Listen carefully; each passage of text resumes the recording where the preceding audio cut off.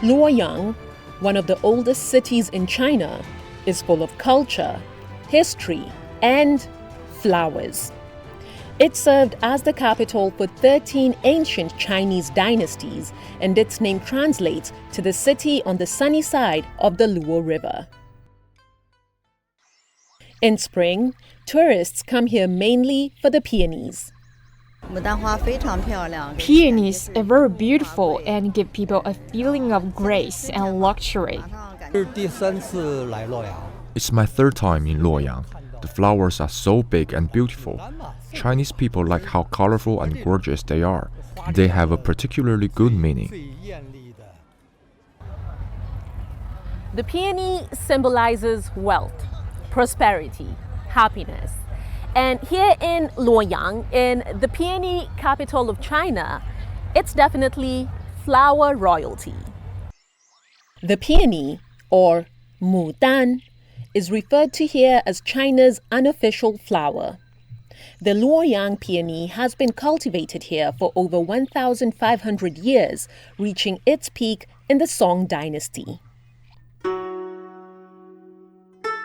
Only the peony is worthy of being hailed as the beauty of the empire, a verse from the famous Tang dynasty poet Liu Yuxi. The Peony Festival in Luoyang began in 1983 and has been held every year since. In 2008, it became a national intangible cultural heritage. I come from Nanning, Guangxi.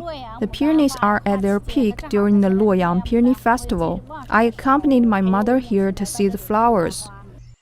Luoyang has 20 peony viewing gardens containing over 1,000 varieties of the king flower. I can't even remember how many peony gardens I've been to. The flowers were so beautiful. It's very pleasing to the eye. The Chinese peony comes in 9 colors. In Shanghai, we also appreciate peonies, but the peonies here are larger, with more varieties and colors. We saw black peonies here. They were scarce but very beautiful.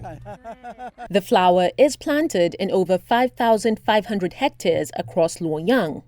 The historical city is the starting point for a long industrial chain of several peony products, including essential oils, cosmetics, porcelain, and even diamonds. The city's peony industry, which is valued at 1.3 billion yuan, or roughly $180 million, employs over 30,000 people. At the China National Flower Garden, we meet Wang Yueru. She's been working in the flower industry for 30 years. Our garden covers more than 670,000 square meters. The peonies account for 70%, with more than 1,000 varieties and more than 600,000 peonies. We put up a greenhouse of more than 7,000 square meters over the flowers. It can moderate rain and sunlight, lower the temperature, and extend the flowering period. While traveling to a different part of the city, you may end up riding on one of Luoyang's 2 peony-themed trains for only 2 yuan, roughly 30 US cents, depending on where you get off.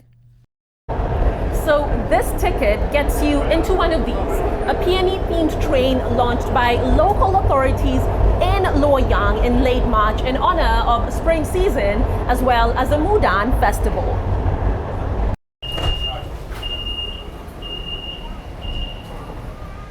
We get off at Engtian Gate.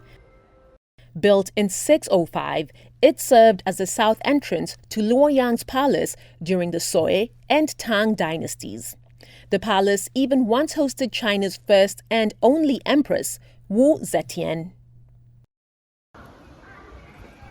At the Luoyang Museum, queues stretch out with eager tourists ready to discover what the city has to offer.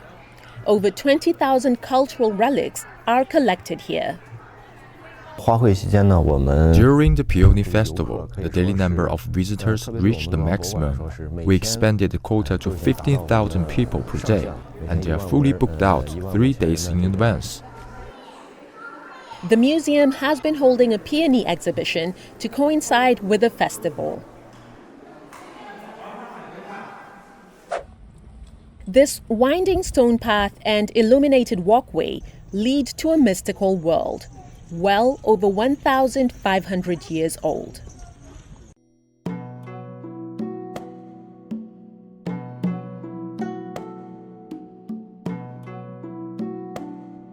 The Longmen grottos are one of the homes of Chinese Buddhism. More than 100,000 images and statues of Buddha and his disciples are carved into the limestone cliff wall along the Yi River. During peak time, we receive about 30,000 people daily. As a guide, I have to host 5 or 6 groups of tourists a day from all over the world.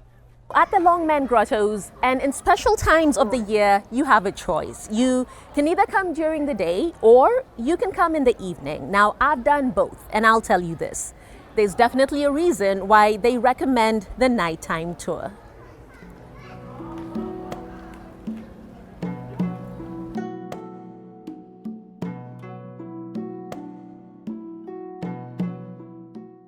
The Longmen Grottos are a spectacular sight, especially at night.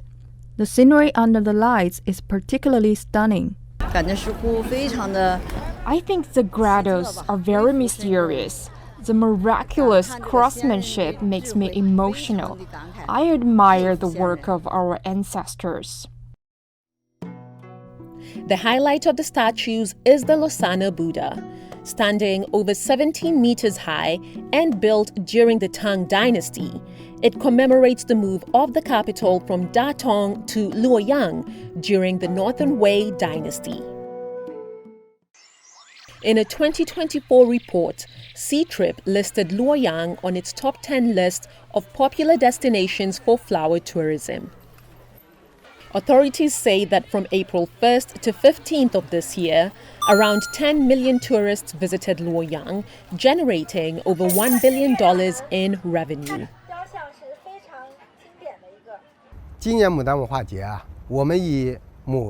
We have created different scenarios to improve the flower viewing experience, highlighting various Chinese elements and immersive activities. We tap into the flower economy, create new business models, and provide better services for domestic and foreign tourists. One of these foreign tourists is New Zealand botanist Michelle Moore. During the pandemic, she founded a bilingual peony club involving fellow Kiwis and Chinese enthusiasts. She's currently traveling to educate herself on the peony and has an ambitious plan. So I really want to promote the name Mudan for all the woody peonies in the world and for the whole world to use that name. And I think it's important because there's a Japanese name, Ito, for another hybrid, which is quite important. But really, China is the home of most of the peonies and thousands of years of breeding. And so I think it would be really great to have a Chinese word used internationally to bring respect to the Chinese Mudan industry. As part of the local government's efforts to promote local tourism, authorities have allowed children under 12 and adults over 60 to enter tourist hotspots free of charge. Most people come here for an immersive experience. They wear hanfu, the traditional Chinese costumes, and have their photos taken alongside the cultural relics.